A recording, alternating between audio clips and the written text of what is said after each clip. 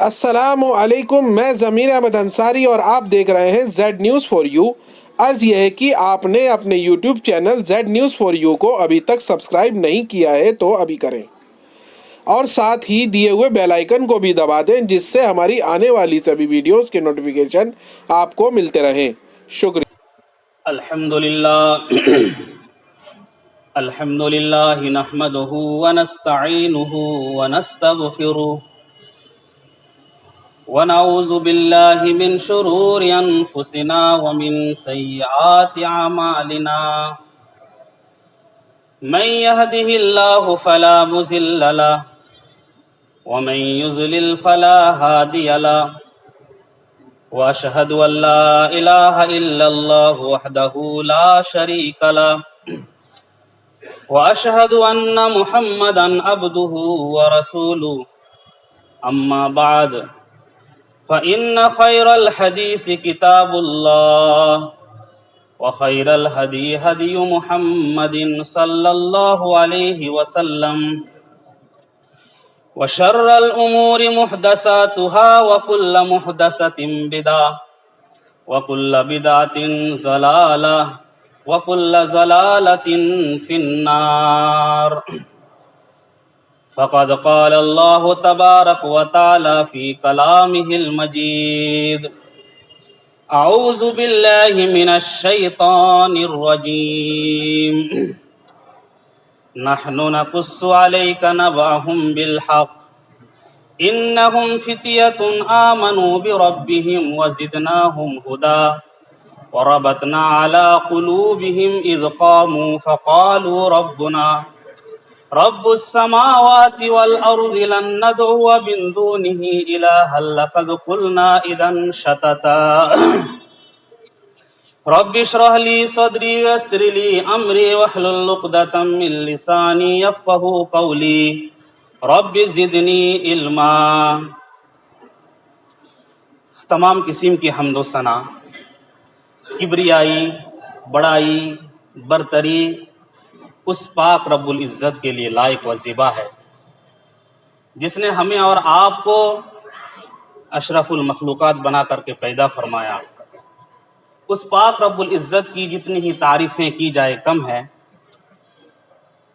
جس نے ہمیں ایمان والا بنایا اور ایمان کی دولت سے نوازا۔ یہ اتنا بڑا انعام ہے، اتنا بڑا انعام ہے اور اس کا احسان ہے کہ اس کا حق ادا نہیں کیا جا سکتا ہے۔ بہت ہی بڑی دولت اس پاک رب العزت کی جو وحدہ ہے، لا شریک ہے، جس کی حکومت آسمانوں میں ہے، جس کی حکومت زمین پر ہے، جس کی حکومت بر اور بحر میں ہے، اور جس کی حکومت فضا میں بھی ہے، جس کی حکومت پہاڑوں پر ہے۔ کائنات کے ایک ایک ذرے پر اس کی حکومت ہے۔ اس کے اچھے اچھے نام ہے، اس کے اسماء حسنی ہے، صفات علیاء ہے۔ اس پاک رب العزت کے پاس غیب کی کنجیاں ہیں۔ وَعِندَهُ مَفَاتِحُ الْغَيْبِ لَا يَعْلَمُهَا إِلَّا هُوَ۔ آسمانوں کے اوپر اور زمین میں اور زمین کی تہوں میں جو کچھ ہے اس پاک رب العزت کے پاس اس کا علم ہے۔ اللہ تبارک و تعالی کا بہت ہی بڑا احسان و کرم ہے کہ ہماری رشد و ہدایت کے لیے، ہماری رہنمائی کے لیے، ہماری کامیابی اور کامرانی کے لیے بے شمار نبیوں کو، پیغمبروں کو اس دنیا کے اندر مبعوث فرمایا۔ ہزارہ ہزار درود و سلام نازل ہو اس ہستی اقدس مقدسہ مطہرہ مبارکہ پر جن کا نام گرامی حمد مصطفیٰ محمد رسول اللہ صلی اللہ علیہ وسلم۔ میرے محترم بزرگوں، دوستو، عزیز ساتھیوں، قرآن کریم کی سورۃ الکہف سے ایک دو آیتیں تلاوت کی گئی ہے۔ اس کی روشنی میں چند باتیں عرض کروں گا انشاءاللہ۔ اس کا مضمون ہے، اس کا موضوع ہے کہ سماج و معاشرہ کی تعمیر میں نوجوانوں کا کردار، کیونکہ فرد سے افراد بنتے ہیں. جب افراد زیادہ ہوتے ہیں تو پھر ایک پریوار بنتا ہے، ایک فیملی بنتی ہے، اور اس سے پھر خاندان وجود میں آتے ہیں، قبیلے وجود میں آتے ہیں. ان تمام قبیلوں کو ملا کر، خاندانوں کو ملا کر ایک سماج بنتا ہے، ایک معاشرہ بنتا ہے. معاشرے کے اندر ہر قسم کی برائیاں موجود ہوتی ہیں. آج ہمارا معاشرہ کفر سے، شرک سے، بدعت سے، خرافات سے، رسم و رواج سے، حرام سے، بدکاریوں سے، بے حیائیوں سے اٹا ہوا ہے. اس کی اصلاح کیسے ہو؟ ظاہر سی بات ہے، جس معاشرے کے، جس سماج کے نوجوان بگڑ جائے تو وہ معاشرہ بھی بگڑ جاتا ہے. جس معاشرے کے نوجوان صحیح ہو جائیں، اصلاح پسند ہو جائیں، نیک ہو جائیں، تو پھر وہ معاشرہ بھی نیک ہو جاتا ہے، وہ بھی سدھر جاتا ہے. تو ضرورت اس بات کی ہے کہ نوجوانوں کو سوچنا پڑے گا، اور نوجوانوں کو اٹھ کر کے کھڑا ہونا پڑے گا کہ اللہ تبارک و تعالیٰ کی حدود کو قائم کرنے کے لیے اور معاشرے کی اصلاح کے لیے ہمیں محنتیں کرنی ہیں. گناہوں کو چھوڑنا ہے، لاپرواہیوں کو، اور جو نوجوانوں کے اندر جو فطری چیز ہوتی ہے، دنیا سے لگاؤ، عیش پرستی اور دیگر گناہ کے کام، تو ان تمام گناہوں کو، ان تمام برائیوں کو چھوڑ کر کے، اصلاح پسند بن کر کے اگر ایک نوجوان اٹھ جاتے ہیں، کھڑے ہو جاتے ہیں، اور وہ کوشش کرنے لگتے ہیں کہ معاشرہ کو درست کرنا ہے، نیک بنانا ہے، معاشرے کے اندر، سماج کے اندر جو برائیاں موجود ہیں ان کو ختم کرنے کے لیے اگر کوئی ہے تو وہ نوجوان ہے. میرے پیارے ساتھیوں، اللہ تبارک و تعالیٰ نے اسی لیے بطور خاص قرآن کریم کے اندر نوجوانوں کا تذکرہ فرمایا. نوجوانوں کو جتنا ہائی لائٹ کیا گیا اور سامنے لایا گیا، اور اس کی زندگی کو جس طریقے سے ظاہر کر کے لوگوں کے سامنے بتلایا گیا اور دکھلایا گیا،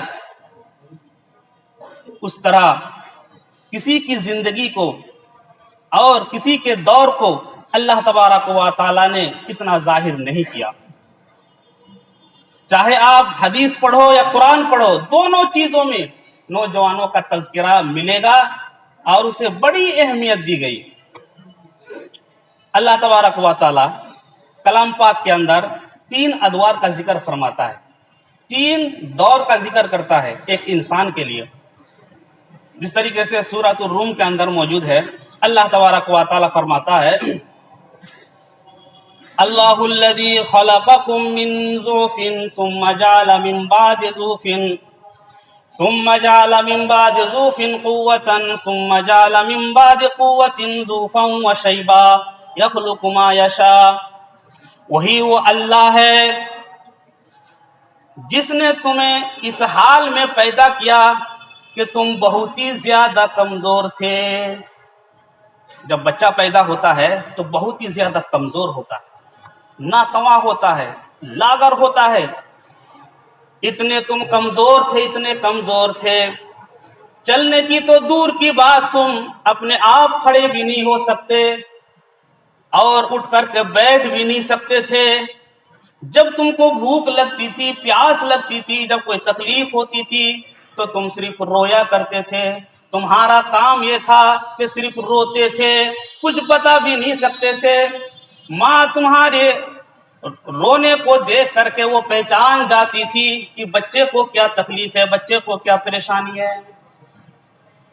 ہر وقت رونا ہی رونا، اتنا کمزور ہوتا ہے بچہ. تو اللہ تبارک و تعالیٰ نے اس دور کا ذکر فرمایا کہ تم بہت ہی زیادہ کمزور تھے جس وقت میں نے تمہیں پیدا کیا. اس کے بعد یہ دور نکل جاتا ہے، تم بڑے ہو گئے اور تمہارے اندر جوانی آ گئی، تمہاری ہڈیاں مضبوط ہو گئی، تمہارے رگوں میں گرم خون دوڑنے لگا.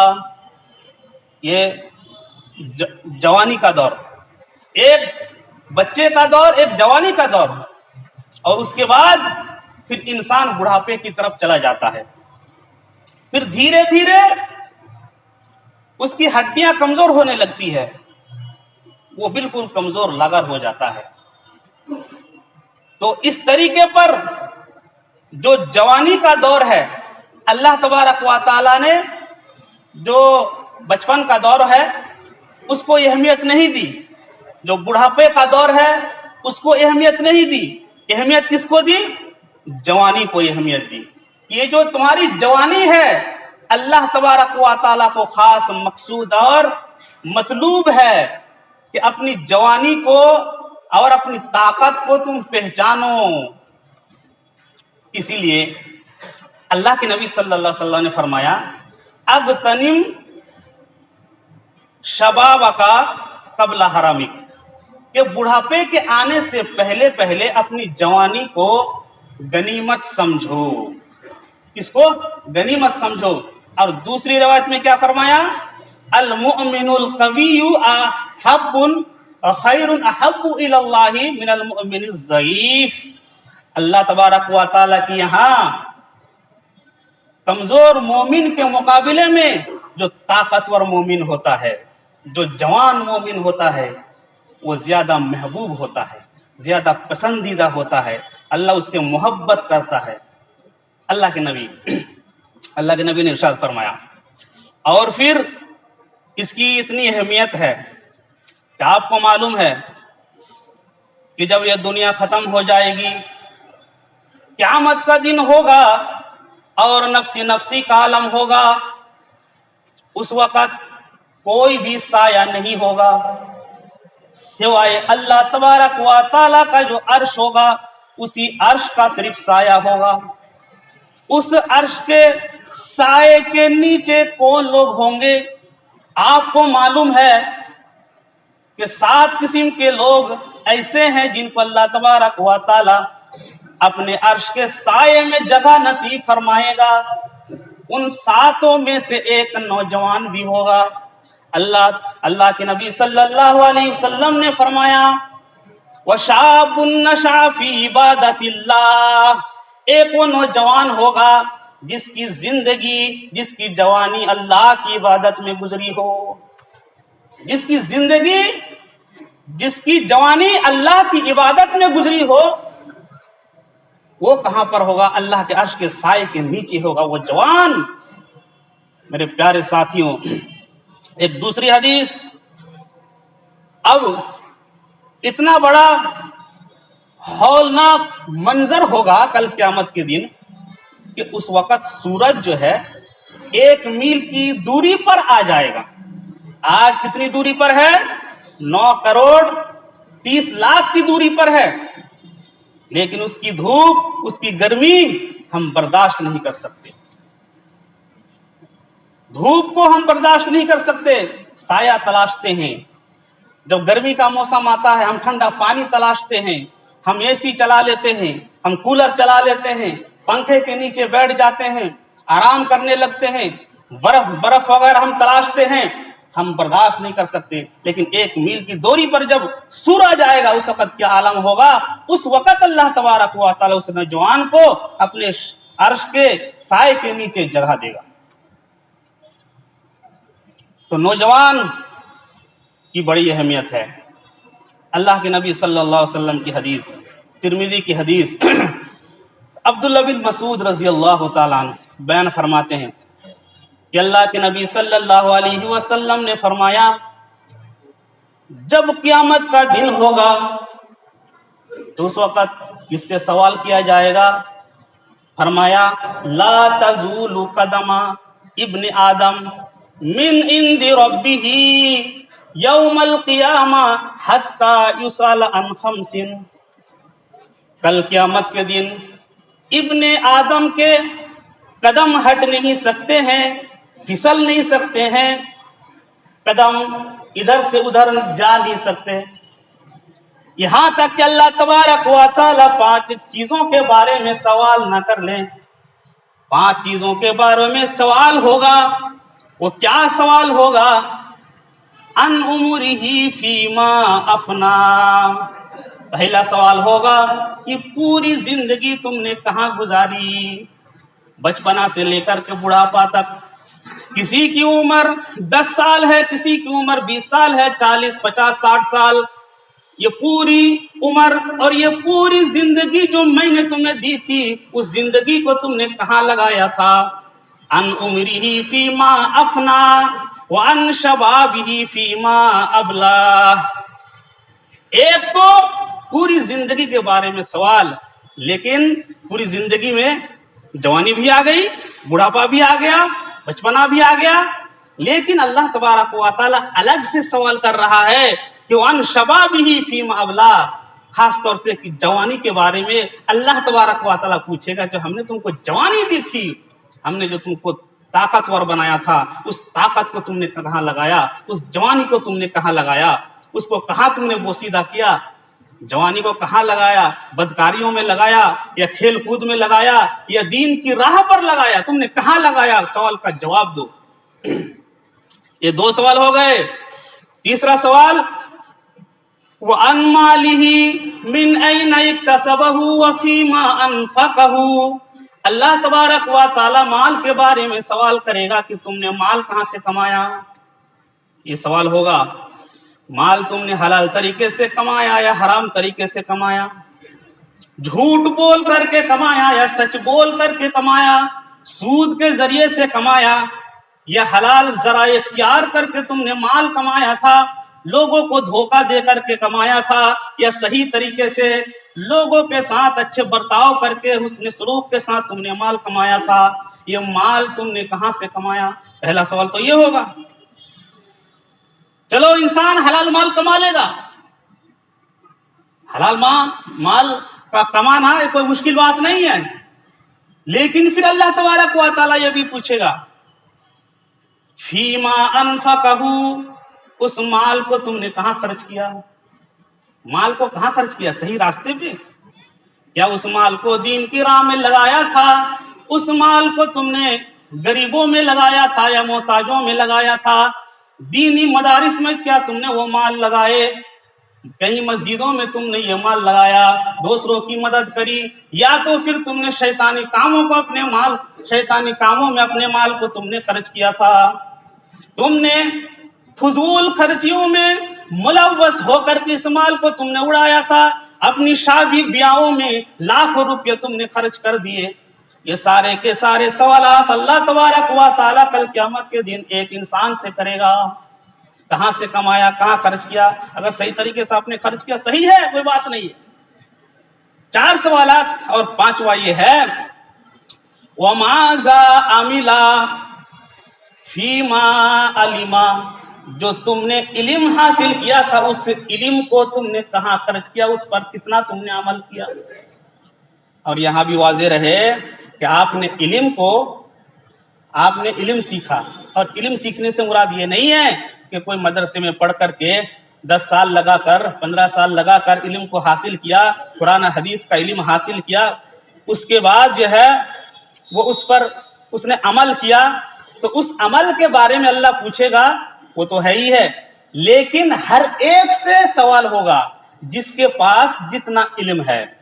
آپ نے خطبہ سنا، آپ نے واعظ سنا، آپ نے قرآن سنا، آپ نے حدیث سنی، مختلف جگہوں پر قرآن حدیث کی باتیں ہوتی ہے، آپ سنتے رہتے ہیں، آپ کو نالج ہے، آپ کو علم ہے، آپ موبائلوں میں دیکھتے ہیں، واٹس ایپ میں دیکھتے ہیں، یوٹیوب میں آپ دیکھتے ہیں، تقریریں سنتے ہیں، آپ کو جتنا علم حاصل ہوا ان علموں کے بارے میں سوال کیا جائے گا کہ تم نے تو سنا ہے لیکن عمل کیا یا نہیں کیا۔ ہر ایک سے ہوگا، صرف مولویوں سے نہیں ہوگا، علماء سے نہیں ہوگا، ائمہ سے نہیں ہوگا، ہر ایک سے ہوگا۔ تو کہنے کا مطلب یہ ہے کہ اللہ تبارک و تعالیٰ نے نوجوان کو بتلایا کہ تمہاری قدر و قیمت، تمہاری قدر و منزلت اللہ کی نگاہ میں کیا ہے۔ میرے پیارے ساتھیوں، اصلاح کی، معاشرے کی اصلاح میں نوجوانوں کا کردار کیا ہونا چاہیے، اس کے لیے آپ قرآن کریم پڑھ سکتے ہیں، حدیث نبوی کا مطالعہ کر سکتے ہیں۔ آپ کو معلوم ہے کہ سورہ کہف ایک ہے قرآن کے اندر، اور میں امید کرتا ہوں ہر ایک نے اس کو پڑھا ہوگا، اور جس نے نہیں پڑھی میں تلقین کرتا ہوں اس سورہ کو جمعے کے دن ضرور پڑھیں، اس کی بڑی فضیلت ہے۔ ایک جمعے سے لے کر کے دوسرے جمعے تک جو پڑھتا ہے، جو اس کی تلاوت کرتا ہے، اس کے لیے اللہ نور پیدا کر دیتا ہے، ایک روشنی پیدا کر دیتا ہے۔ یہ ایمانی روشنی ہے، ایمانی نور ہے۔ اس کے مطلب یہ وہ فتنے میں نہیں پڑے گا، اللہ ہر مصیبت سے، پریشانی سے اس کو بچا لے گا، اس کے لیے ہدایت اللہ کھول دے گا۔ اسی لیے جمعے کے دن سورہ کہف کی تلاوت آپ کریں۔ اس سورہ کے اندر اللہ تبارک و تعالیٰ نے کچھ نوجوانوں کا تذکرہ فرمایا۔ کیا فرمایا؟ انہم فتیۃ آمنوا بربہم وزدناہم ہدی۔ اللہ تبارک و تعالیٰ اس سورہ کے اندر یہ واقعہ بیان فرما رہا ہے۔ اللہ کے نبی صلی اللہ علیہ وسلم سے جب سوال کیا گیا کہ اصحاب کہف کون تھے، تو اللہ کے نبی صلی اللہ علیہ وسلم پہلے نہیں جانتے تھے کہ اصحاب کہف یہ کون تھے۔ وحی کی گئی تھی، اللہ کے نبی کو معلوم ہوا، نحن نقص علیک نبأہم بالحق، ہم صحیح طریقے سے اس قصے کو بیان کر رہے ہیں۔ اللہ کے نبی صلی اللہ علیہ وسلم نے فرما دیا، لوگوں کو بتلا دیا، یہ لوگوں سنو، 3 صدی عیسوی کے اندر وہاں پر جس دور میں یہ واقعہ پیش آیا، ایک بادشاہ بہت ہی ظالم اور جابر بادشاہ تھا، اور اس کی جو قوم تھی وہ بھی بت پرستی میں ملوث تھی، اور ہر ایک کو جبراً بت پرستی کی طرف لایا جاتا تھا۔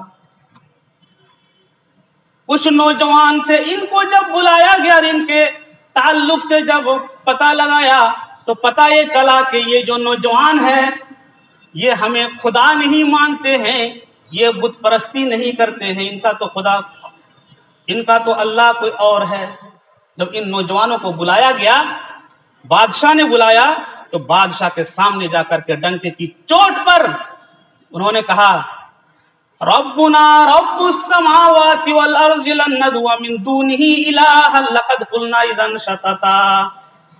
ہاں آپ بادشاہ ہیں، آپ کی ہم عزت کرتے ہیں، لیکن ایسا نہیں ہوگا کہ آپ کی ہم پرستش کریں، ہم کسی اور کی پوجا کریں، کسی اور کی عبادت کریں۔ ہمارا رب تو وہ ہے ربنا السماوات والارض، جو آسمانوں کا رب ہے اور زمین کا رب ہے، اس کے ساتھ ہم کسی کو شریک نہیں کر سکتے۔ بادشاہ نے کہا ٹھیک ہے، کوئی بات نہیں ہے، تم اگر نہیں مانو گے، بت پرستی نہیں کرے گو تو تمہیں قتل کر دیا جائے گا، تمہیں ہم مہلت دیتے ہیں کچھ دنوں کے لیے۔ مہلت دی گئی، چلے گئے واپس، رات میں اٹھے، اے نوجوانوں چلو، یہ بادشاہ تو فتنے میں ڈال دے گا یا تو پھر بت پرستی کی طرف ہمیں لوٹا دے گا۔ انہوں نے اپنے دین کو بچانے کے لیے، اسلام کو بچانے کے لیے اپنے ماں باپ کو، انہوں نے اپنے ماں باپ کو چھوڑ دیا، اپنے گھروں کو چھوڑ دیا، اپنے وطن کو چھوڑ دیا، اور وہ نکل پڑے، چلے گئے جنگل کی طرف۔ ایک پہاڑ میں جا کر کے ان لوگوں نے پناہ لی، وہاں پر جا کر کے انہوں نے دعا کی، ربنا آتنا من لدنک رحمتا وہیئ لنا من امرنا رشدا۔ یا الہ العالمین، ہم نے تیرے لیے اپنے وطن کو چھوڑا، اپنے ماں باپ کو چھوڑا، اپنے پریوار کو چھوڑا، اپنے ملک کو چھوڑا، یا الہ العالمین اپنی طرف سے رحمت نازل فرما اور ہمارے معاملے میں رہنمائی کر دے۔ ایک غار میں داخل ہوئے، جب غار میں داخل ہوئے تو اللہ تبارک و تعالیٰ نے ان کی ایسی حفاظت کی، ان پر چین و سکون کی نیند کو طاری کر دیا، سو گئے آرام سے۔ اللہ تبارک و تعالیٰ نے اس کی کیفیت بتائی کہ وہ نوجوان سو گئے، ہم نے انہیں سلا دیا، آرام دے دیا، اور ان کی حفاظت کے لیے ہم نے بندوبست کر دیا۔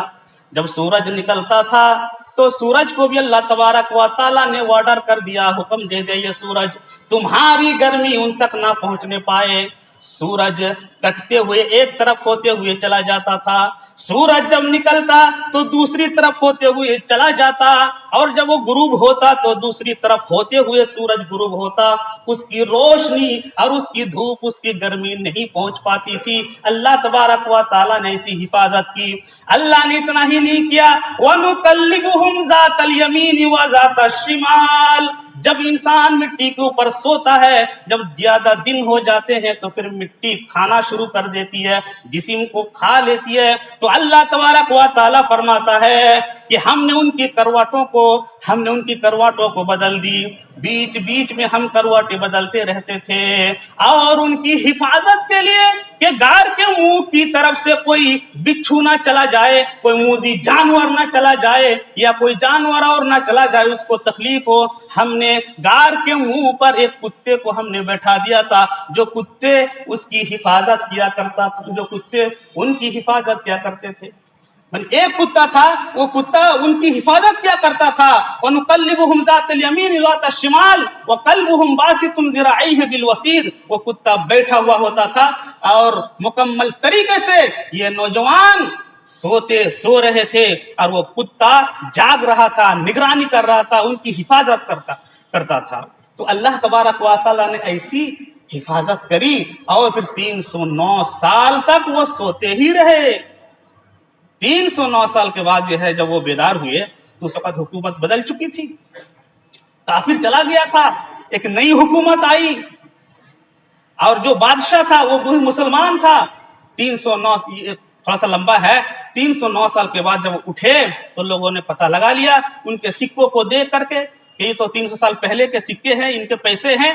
جب بادشاہ کو پتہ چلا تو بادشاہ نے کہا کہ اچھا اس کا قصہ ہم پہلے سنتے آئے ہیں، اچھا ابھی بھی وہ زندہ ہے۔ اٹھ گئے، کچھ لوگوں کو لے کر کے بادشاہ ان کے پاس پہنچتے ہیں۔ جب پہنچتے ہیں تو وہ کچھ نوجوان غار سے نکلتے ہیں، خوش آمدید کہتے ہیں، گلے ملتے ہیں، سلام کرتے ہیں، اور خیر و خبر پوچھتے ہیں۔ بادشاہ سے بات چیت ہوتی ہے، بادشاہ نے دعوت دی کہ آؤ ہمارے یہاں، ہم اپنی مملکت میں تمہیں ہم شمار کر لیں گے، لیکن ان لوگوں نے انکار کیا اور کہنے لگا نہیں، ہمیں پھر سے سونے دو۔ پھر اللہ تبارک و تعالیٰ کے حکم و کرم سے پھر دوبارہ اسی غار میں پہنچے، اور جیسے ہی پہنچے ان کی موت آ گئی، جسم سے روح پرواز کر گئی، اور اللہ تبارک و تعالیٰ کے لیے ہمیشہ ہمیشہ کے لیے ہو گئے۔ وہ بادشاہ جو لوگ گئے تھے وہ دوبارہ واپس آ گئے۔ پھر کافی اختلاف ہوا کہ ہم یہاں عمارت تعمیر کریں گے، کوئی کہہ رہا تھا ہم مسجد تعمیر کریں گے، فلاں فلاں، لیکن کچھ نہیں ہوا۔ وہ وہیں پر پڑے رہے، سوئے رہے، وہیں پر اس کو گھیر دیا گیا اور وہاں سے آ گئے۔ تو کہنے کا مطلب یہ ہے کہ وہ نوجوان جن لوگوں نے دین کے لیے، اسلام کے لیے، معاشرے کی درستگی کے لیے انہوں نے سب کچھ چھوڑا اور اپنی جانوں کو قربان کر دیا، تو نوجوانوں کا تذکرہ فرما کر اللہ تبارک و تعالیٰ یہ بتانا چاہتا ہے کہ وہ نوجوان تمہاری جوانی کی قدر و قیمت بہت ہی زیادہ ہے۔ اپنے مقصد کو پہچانو، اپنی زندگی کو پہچانو کہ تمہاری کیا آخری منزل ہے۔ حضرت موسیٰ علیہ السلام کا ذکر ہوا تو فرمایا فَمَا آمَنَ لِمُوسَىٰ إِلَّا ذُرِّيَّةٌ مِّن قَوْمِهِ۔ حضرت موسیٰ علیہ السلام نے دعوت دی تو فرمایا گیا کہ ان کی دعوت پر کوئی لبیک نہیں کہا، لیکن کچھ نوجوان تھے جو نوجوانوں نے لبیک کہا اور ایمان لائے، ان کی مدد کی۔ حضرت عیسیٰ علیہ السلام نے جب فرمایا تھا من انصاری اللہ، میری کون مدد کرے گا، یہودی تو ہم کو مارنے کے لیے دوڑ رہے ہیں، تو کچھ نوجوان اٹھے اور کہا نحن انصار اللہ، یا عیسیٰ علیہ السلام ہم آپ کی مدد کریں گے۔ اسی طریقے پر حضرت ابراہیم علیہ السلام کا جو دور ہے، شروع سے لے کر کے آخر تک اللہ نے نہ بچپنے کا ذکر کیا نہ بڑھاپے کا ذکر کیا، وہاں جو اہمیت دی فتح یذکرہم یقال لہ ابراہیم، حضرت ابراہیم نے مقابلہ کیا اپنے باپ کا، حضرت ابراہیم نے مقابلہ کیا اپنے معاشرے کا، حضرت ابراہیم علیہ السلام نے مقابلہ کیا اپنے وقت کا جو بادشاہ تھا اس بادشاہ کا مقابلہ کیا۔ تو اس وقت حضرت ابراہیم علیہ السلام نوجوان تھے، نوجوانی کے عالم میں یہ کام ہوا۔ میرے پیارے ساتھیوں، صحابہ کرام رضوان اللہ تعالی علیہ مجمعین کی زندگی. حضرت خالد بن ولید نوجوان، حضرت علی نوجوان، حضرت اسامہ بن زید نوجوان، حضرت بلال نوجوان، مصعب بن عمیر نوجوان، عمار بن یاسر نوجوان، کتنے ایسے نوجوان گزرے اسلام کے اندر، صحابہ کرام کے اندر. پھر جعفر ابن ابی طالب نوجوان. آپ کو معلوم ہے اللہ کے نبی صلی اللہ علیہ وسلم نے دعوت تبلیغ کا کام مکہ کے اندر شروع کر دیا. تھوڑے سے مسلمان جب ان کو پتا چلا تو ظلم و ستم کے پہاڑ توڑنے لگے. زمین اپنی وسعتوں کے باوجود تنگ کر دی گئی. اب کیا کریں؟ اللہ کے نبی صلی اللہ علیہ وسلم نے فرمایا اے لوگو، مکہ کے اندر تمہارے لیے فضا خوشگوار نہیں ہے، یہ تمہارے لیے اچھی جگہ نہیں ہے، یہاں تو تم ستائے جاؤ گے، کب تک تم برداشت کرو گے؟ یہ لوگوں، یہ مسلمانوں کچھ مسلمان تھے. اللہ کے نبی نے فرمایا کہ جاؤ تم حبشہ کی طرف، تم ہجرت کر کے چلے جاؤ. حبشہ کے اندر ایک بادشاہ ہے جس کو نجاشی کہا جاتا ہے. وہ اسلام پسند، یعنی وہ اصلاح پسند ہے، وہ انصاف پسند ہے. جب وہاں تم چلے جاؤ گے تمہارے اوپر ظلم نہیں ہوگا، سکون کے ساتھ زندگی گزارو گے. اللہ کے نبی کے کہنے کے مطابق 18 لوگوں پر مشتمل ایک قافلہ روانہ ہوتا ہے. اس قافلے میں حضرت جعفر بن ابی طالب بھی موجود ہے جو حضرت علی رضی اللہ تعالیٰ عنہ کے بڑے بھائی تھے. چلے گئے، حبشہ پہنچے. جب کفار مکہ کو جب پتا چلا کہ یہ مسلمان ہم کو چھوڑ کر کے وہاں چلے گئے تو برداشت نہیں ہوا. کچھ لوگوں کو چنا جن میں عمر بن عاص، عبداللہ بن ربیعہ، یہ اس وقت کافر تھے. کفار اور سردار مکہ نے بھیجا کہ جاؤ حبشہ کی طرف جاؤ اور یہ جو لوگ باغی بن کر کے چلے گئے ان کو واپس لے کر کے آؤ، اور تحفہ تحائف دے کر کے، پیسے دے کر کے، سامان دے کر کے، کہ پہلے جا کر کے وزیر نذیر کو اور بڑے بڑے پادریوں کو تحفہ تحائف تقسیم کر دینا، اپنے اعتماد میں لے لینا، اپنی سپورٹ میں لے لینا. پھر جا کے نجاشی سے شکایت کر دینا یہ بددین ہو کر کے آئے ہیں لہذا ہمارے حوالے کر دیے جائیں. میں چلے گئے، جا کر کے تحفہ تحائف کا خوب وہ کیا، سب کو دے دیا اور اپنی سپورٹ میں سب کو لیا. نجاشی سے کہنے لگے کہ یہ بادشاہ سلامت ہمارے ملک سے کچھ لوگ آئے ہوئے ہیں، یہ بددین لوگ ہیں، اپنے باپ داداؤں کے دین کو ان لوگوں نے چھوڑ دیا، ایک نیا دین کو اختیار کر لیا، لہٰذا یہ لوگ باغی ہیں، آپ کے پاس آئے ہیں یہاں بھی آپ کا ماحول خراب کر دیں گے، واپس کر دیجئے، ہم لینے کے لیے آئے ہیں. بادشاہ نے کہا تمہاری بات سن کر ایک طرفہ میں فیصلہ نہیں کروں گا، پہلے ان کی باتوں کو بھی میں سنوں گا کہ وہ کیا کہتے ہیں. انہیں بلایا گیا. اب یہ بادشاہ پوچھنے لگا کہ بتاؤ تمہاری کیا رائے ہے، تم کیوں آئے ہو مکہ چھوڑ کر کے؟ اب وہاں بادشاہ کے سامنے کون بات کرے گا؟ لوگوں نے کہا کہ جعفر ابن ابی طالب ہے، ان کی زبان اچھی ہے، یہ بات کریں گے. اور جعفر بن ابی طالب رضی اللہ تعالیٰ عنہ یہ اس وقت بھرپور جوانی کے عالم میں تھے، وہ ایک نوجوان تھے. بادشاہ کے سامنے وہ کھڑے ہو جاتے ہیں. بادشاہ نے پوچھا کہ تم باغی بن کر کے آئے ہو، بددین ہو کر کے آئے ہو، تم نے دین کیوں چھوڑا؟ اس موقع پر جبکہ کفار مکہ نے انہیں نکال دیا اور انہیں تنگ کر دیا، ان کی زمین کو سمیٹ دیا اور ان کی زمین جو ہے ان لوگوں نے تنگ کر دی تھی. اور یہاں پر اگر بادشاہ نے اس کو اگر دھتکار دیا تو پھر یہ کہاں جائیں گے؟ اپنی زندگی کا یہ وہ ہے معاملہ ہے.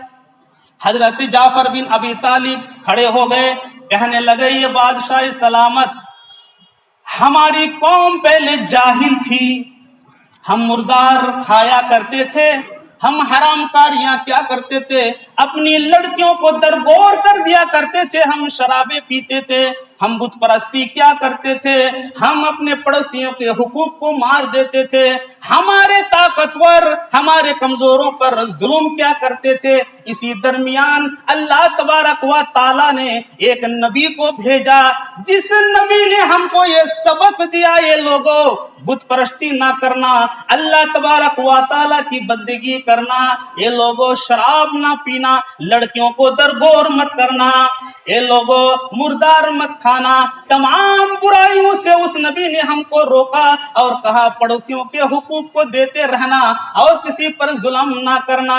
उस नबी ने हमको ये बताया कि ये लोगों बड़ों का एहतराम करना, छोटे की इज्जत करना।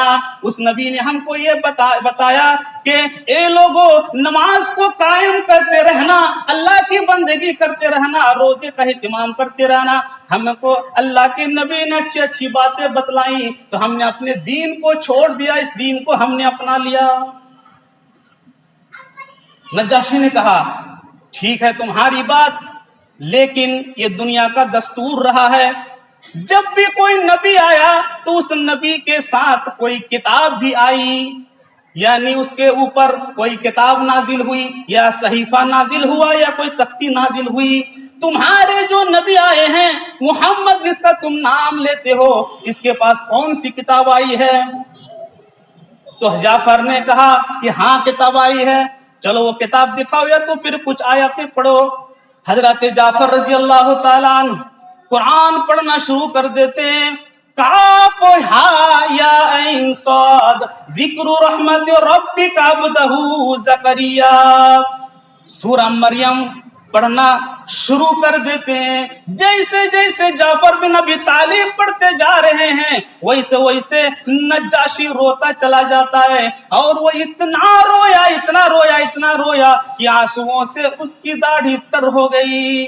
आसपास में जो लोग मौजूद थे, उसके वजीर व नजीर, उनके जो सरदार मौजूद थे, जितने पादरियां वहां पर मौजूद थे, सबों ने रोया और इस कदर रोया कि उनके आंसुओं से उनके रजिस्टर भीग गए, उनके सहीफे भीग गए, उनकी कापियां भीग गई। उसके बाद नज्जाशी ने कहा ठीक है, ये तुम्हारी जो किताब है बिल्कुल सच्ची किताब है, इसी तरीके की किताब पहले नबियों पर नाजिल होती रही। ये अमर बिन आस हम तुम्हारे हवाले नहीं करेंगे, इन्हें हम तुम्हारे हवाले नहीं करेंगे, जाओ तुम। जब उनको पता चल गया कि हमारे हवाले ये नहीं कर रहे हैं, हमारी बेइज्जती है और रुसवाई है, तो फिर हम क्या करें? तो आखिरी तीर उन लोगों ने चलाया, आखिरी तीर मारा और आखिरी हरबा इस्तेमाल किया और क्या कहा, ये बादशाह सलामत आपको मालूम नहीं है कि हजरत ईसा अलैहिस्सलाम के बारे में ये क्या कहते हैं, गंदी गंदी बातें कहते हैं, गलत सलत बोलते हैं, उसको तो अपना बेटा भी नहीं मानते, अल्लाह का बेटा ही नहीं मानते। नज्जाशी ने पूछा कि बताओ ईसा के बारे में तुम क्या कहते हो? हजरत जाफर ने कहा कि ईसा अलैहिस्सलाम अल्लाह के नबी थे, अल्लाह का कलमा थे, अल्लाह तबारक व तआला ने अपनी रूह फूकी, हजरत मरियम अलैहिस्सलाम के पेट में हजरत ईसा पैदा हो गए, वो अल्लाह के बेटे नहीं थे, अल्लाह के नबी थे। नज्जाशी उठते हैं और आगे बढ़कर के एक तिनका उठाते हैं और वो कहते हैं कि जितना तुमने बताया इस तिनके से भी ज्यादा हजरत ईसा अलैहिस्सलाम नहीं थे, यानी कोई फर्क नहीं, जितना तुमने बताया सबके सब सही है। ये अमर बिन आस, अब्दुल्ला बिन रबिया, इन्हें हम हवाले नहीं करेंगे। ये लोगों जो इन लोगों ने तोहफा तहफ दिए हैं सबको वापस करो और इन्हें भेज दो। और नज्जाशी ने कहा कि हमारे मुल्क में रहो, हमारे मुल्क में रहो, तुमको कोई परेशानी नहीं होगी, कोई तकलीफ नहीं होगी, जो तुमको सताएगा उसको मैं सजा दूंगा। हजरत जाफर बिन अबी तालिब ने कहा कि अल्लाह के ये बादशाह सलामत, अल्लाह के नबी सल्लल्लाहु अलैहि वसल्लम ने हमसे यही बात कही थी कि ये लोगों तुम चले जाओ, बादशाह तुम्हारे साथ हुस्न सलूक करेगा। हमने वैसा ही पाया। तो बादशाह ने क्या करा, उनकी बातों को कबूल फरमाया और हजरत जाफर रजी अल्लाह ताला अन्हु ने जो तकरीर की, उस तकरीर के बुनियाद पर اس تقریر کے بنیاد پر یعنی اس تقریر سے اتنا اثر ہوا کہ کچھ دنوں کے بعد نجاشی ایمان لاتا ہے، وہ مسلمان ہو جاتا ہے۔ جب وہ بادشاہ مسلمان ہوتا ہے اور مسلمان ہونے کے بعد کچھ دنوں کے بعد جب اس کی موت آتی ہے، اللہ کے نبی صلی اللہ علیہ وسلم مدینہ منورہ کے اندر موجود لوگوں سے کہا، یہ لوگوں حبشہ کا جو بادشاہ ہے اس کا انتقال ہو گیا، وہ تو ہمارے لیے خیر خواہی کرنے والا تھا اور اس وقت ہماری مدد کری تھی جب دنیا نے ہم کو ٹھکرا دیا تھا، ہمارے خاندانوں نے ٹھکرا دیا تھا، ہمارے گھر والوں نے ٹھکرا دیا تھا، مکہ والوں نے ٹھکرا دیا تھا، پوری دنیا نے ہم کو ٹھکرایا تھا، لیکن بادشاہ نے پناہ دی تھی، ہماری مدد کری تھی۔ یہ لوگوں اس کا انتقال ہو چکا ہے، آؤ ہم ان کی نماز جنازہ پڑھیں گے۔ اللہ کے نبی صلی اللہ علیہ وسلم نے اعلان کرایا، لوگوں کو بلایا، صحابہ کو بلایا اور نجاشی کی نماز جنازہ غائبانہ طور پر پڑھی گئی، اور اللہ کے نبی صلی اللہ علیہ وسلم نے نجاشی بادشاہ کے لیے دعائے مغفرت کی۔ تو کس کا اثر ہوا؟ نوجوان حضرت جعفر بن ابی طالب کی تقریر کا اثر۔ میرے پیارے ساتھیوں، تو جوانی کو کس طریقے سے استعمال کرنا ہے آپ کو سیکھنا ہوگا، آپ کو سیکھنا ہوگا، اور اپنی زندگی کا مقصد آپ کو پہچاننا ہوگا کہ ہمارا مقصد کیا ہے۔ اگر ہم اپنا مقصد پہچان لیں گے، نوجوان اپنا مقصد پہچان لیں گے، تو ہی وہ نوجوان خالد بن ولید بھی بن سکتے ہیں، حضرت علی بھی بن سکتے ہیں، حضرت عثمان بن زید بھی بن سکتے ہیں، حضرت مصعب بن عمیر بھی بن سکتے ہیں، یہی وہ نوجوان محمد بن قاسم بھی بن سکتے ہیں، یہی وہ نوجوان صلاح الدین ایوب بھی بن سکتے ہیں، یہی وہ نوجوان طارق بن زیاد بھی بن سکتے ہیں، یہی وہ نوجوان حضرت بلال بھی بن سکتے ہیں، یہی وہ نوجوان جعفر بن ابی طالب بھی بن سکتے ہیں، اگر نوجوان مقصد کو پہچانے تب، اور اگر مقصد کو نہ پہچانے تو پھر یہی وہ نوجوان شرابوں کے ٹھیکے میں پائے جائیں گے، شرابوں کے ٹھیکے میں پائے جائیں گے، جواؤں کے اڈے میں پائے جائیں گے، بدکاری کرتے ہوئے پائے جائیں گے، اور واٹس ایپ میں ناجائز تعلقات قائم کرتے ہوئے نامحرم لڑکیوں سے پائے جائیں گے، یہی وہ نوجوان انٹرنیٹ پہ چیٹنگ کرتے ہوئے پائے جائیں گے، یہی وہ نوجوان پھر کھیل کود کے میدان میں پائے جائیں گے، یہی وہ نوجوان پھر مختلف قسم کی شکل و صورت بنا کر کے، یہودیت والی شکل و صورت بنا کر کے گھومتے اور پھرتے ہوئے پائے جائیں گے، کوئی بالوں کی چوٹی بنا کر کے گھومیں گے، کوئی شکل و صورت لڑکیوں کی طرح بنا کر کے گھومیں گے، کیونکہ مقصد ہی نہیں ہے میرے پیارے ساتھیوں۔ اس سے بڑھ کر کے افسوس کی کیا بات ہو سکتی ہے کہ اللہ تبارک و تعالیٰ نے تم کو قیامت کی نشانی بنا دی، علامت بنا دی۔ جو نوجوان اور رنگین مزاج کے ہوتے ہیں، بالوں کو اس طرح کٹاتے ہیں اور کاٹتے ہیں اور پھر بال چھوڑ دیتے ہیں، اس کو پھر باندھ دیتے ہیں، اس کی چوٹی باندھ دیتے ہیں، اس کا جوڑا جو بنا کر کے آج کل جو گھوم رہے ہیں، یہ لڑکیوں کی مشابہت ہے، یہ قیامت کی علامتیں ہیں۔ اللہ تبارک و تعالیٰ نے تمہارے اوپر پھٹکر نازل کر دی کہ تم کو اور کسی کو نہیں، کسی کافر کو نہیں، کسی مشرک کو نہیں، تم جیسے مسلمانوں کو قیامت کی علامت بنا دی، اور تم اسی علامت کو لے کر آج گھوم رہے ہو۔ تو نوجوان اگر اپنے مقصد کو پہچان لے تو سب کچھ بن سکتا ہے، اس معاشرے کی اصلاح بھی ہو سکتی ہے، اور اپنے گھروں کی بھی اصلاح ہو سکتی ہے، ہمارے بچوں کو بھی اصلاح ہو سکتی ہے، ہمارے بچوں کا مستقبل بن سکتا ہے۔ اور اگر اپنے مقصد کو نہ پہچانے تو پھر یہی وہ نوجوان مختلف جگہوں پر پائے جائیں گے، گیم کھیلتے ہوئے پائے جائیں گے، رنگ رلیاں مناتے ہوئے پائے جائیں گے، اور مختلف قسم کی برائیوں میں ملوث ہو کر آپ دیکھیں گے اور ان کو اس طریقے سے پائیں گے کہ جس سے اسلام کو بھی نقصان ہوگا، سماج کو بھی نقصان ہوگا، معاشرے کو بھی نقصان ہوگا، آپ کے بچے اور نوجوان کو بھی نقصان ہوگا، اپنے گھر والوں کو بھی نقصان ہوگا۔ تو بتانا یہ مقصد ہے کہ نوجوانوں اپنی جوانی کی قدر و قیمت کو سمجھو، اللہ تبارک و تعالیٰ نے تمہیں چنا ہے، اس جوانی کو فی سبیل اللہ لگاؤ، اللہ کے لیے کام کرو، عبادتیں کرو، اور اپنی اصلاح، معاشرے کی اصلاح کرو، برائیوں کو ترک کرو، یہی تمہارے لیے کامیابی کا راستہ ہے۔ اللہ تبارک و تعالیٰ سے دعا ہے کہ الہ العالمین ہمیں کہنے سننے سے زیادہ عمل کرنے کی توفیق عطا فرما۔ یا الہ العالمین ہمارے ہمارے نوجوانوں کی اصلاح فرما، یا الہ العالمین ہمیں قرآن و سنت کے مطابق زندگی گزارنے کی توفیق عطا فرما، ہمارے اندر سے برائیوں کو ختم کر دے، یا الہ العالمین جو بیمار ہیں اللہ ان کی بیماریوں کو دور فرما، یا الہ العالمین جو راستے سے بھٹکے ہوئے ہیں اللہ انہیں صحیح راستے پہ آنے کی توفیق عطا فرما، یا الہ العالمین جب تک ہم کو اس دنیا کے اندر رکھ ایمان اسلام کے ساتھ، جب ہمارا خاتمہ ہو تو ایمان کے ساتھ ہو، وآخر دعوانا الحمدللہ رب العالمین برحمتک یا ارحم الراحمین۔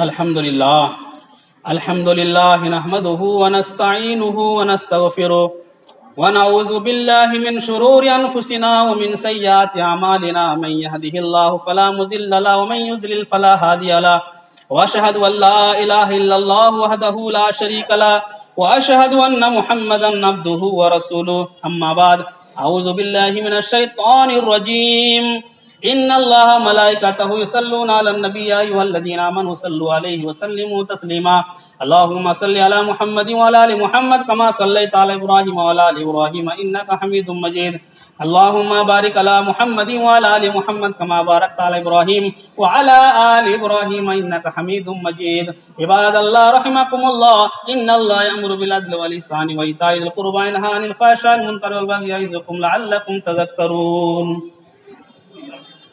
الله أكبر الله أكبر، أشهد أن لا إله إلا الله، أشهد أن محمدا رسول الله، حي على الصلاة حي على الفلاح، اللهم السلام والقامت السلام، الله أكبر الله أكبر، لا إله إلا الله۔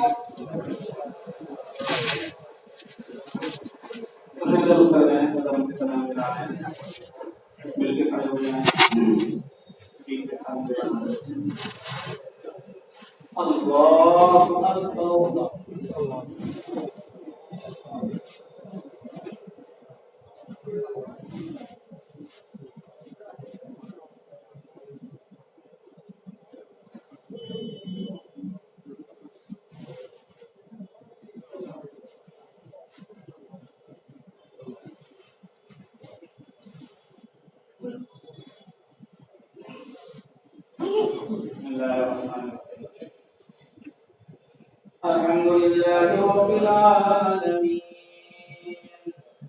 الرحمن الرحيم مالك يوم الدين إياك نعبد وإياك نستعين اهدنا الصراط المستقيم صراط الذين أنعمت عليهم غير المغضوب عليهم ولا الضالين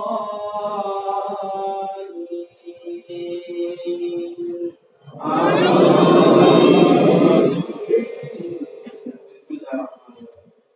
سبح اسم ربك الأعلى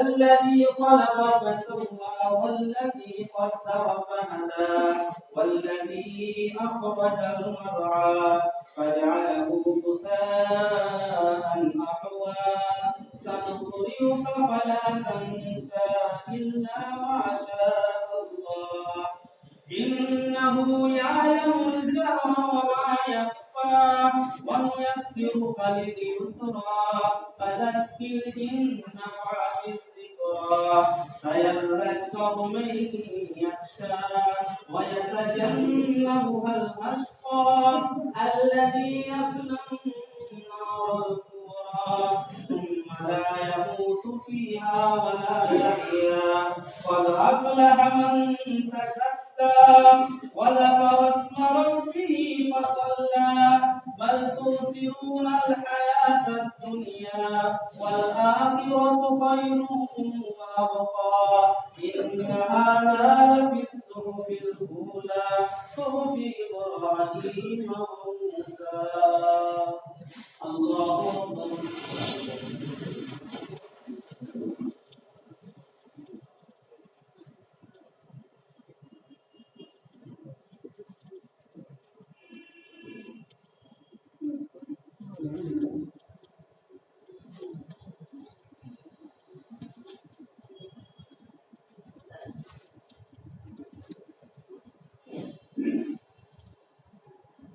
سمع الله لمن حمده.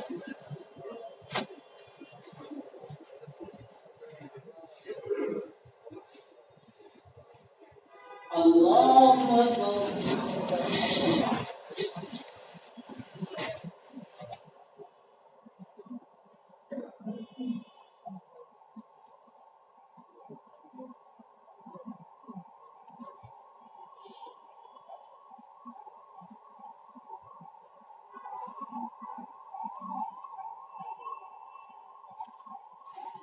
الله أكبر.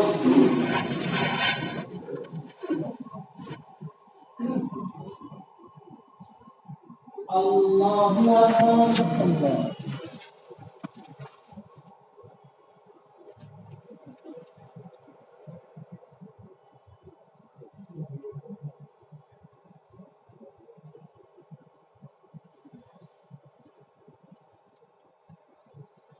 الله أكبر.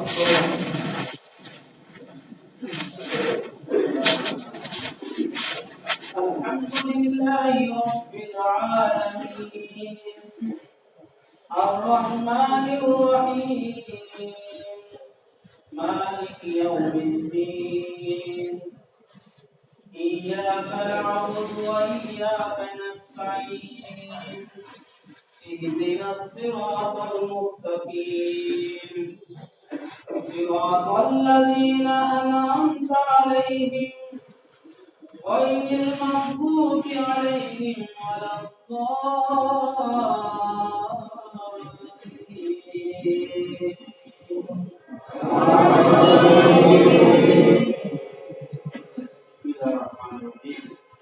هل أتاك حديث الغاشية وجوه يومئذ خاشعة عاملة ناصبة تصلى نارا حامية تسقى من عين آنية ليس لهم طعام إلا من ضريع لا يسمن ولا يغني من جوع وجوه يومئذ ناعمة لسعيها راضية في جنة عالية لا تسمع فيها لاغية فيها عين جارية فيها سرر مرفوعة وأكواب موضوعة ونمارق مصفوفة وزرابي مبثوثة أفلا ينظرون إلى الإبل كيف خلقت وإلى السماء كيف رفعت وإلى الجبال كيف نصبت وإلى الأرض كيف سطحت فذكر إنما أنت مذكر لست عليهم بمسيطر إلا من تولى وكفر فيعذبه الله العذاب الأكبر إن إلينا إيابهم ثم إن علينا حسابهم. الله أكبر.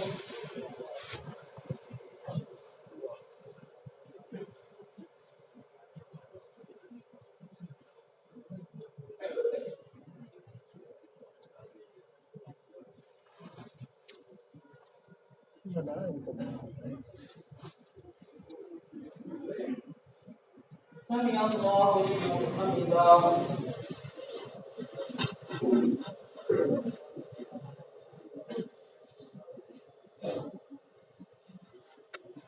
الله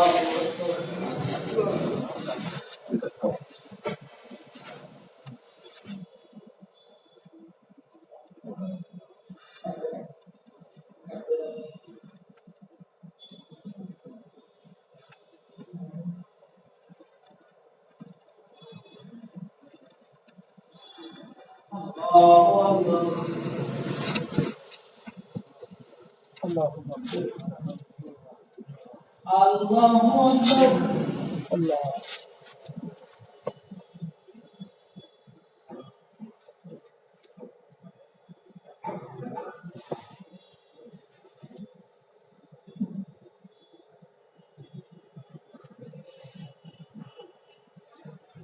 اللہ اکبر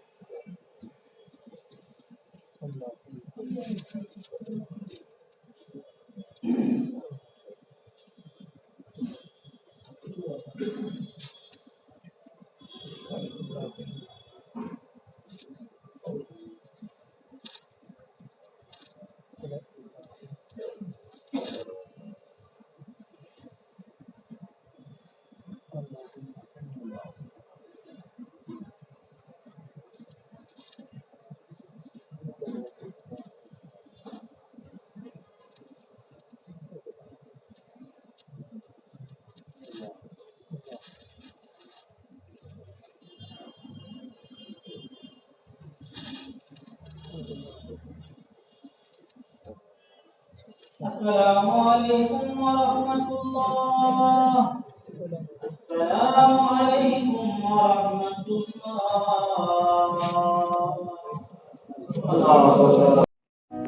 ایک بار پھر آپ سے ریکویسٹ ہے کہ آپ اپنے اس یوٹیوب چینل کو سبسکرائب کریں، لائک اینڈ شیئر ضرور کریں. شکریہ.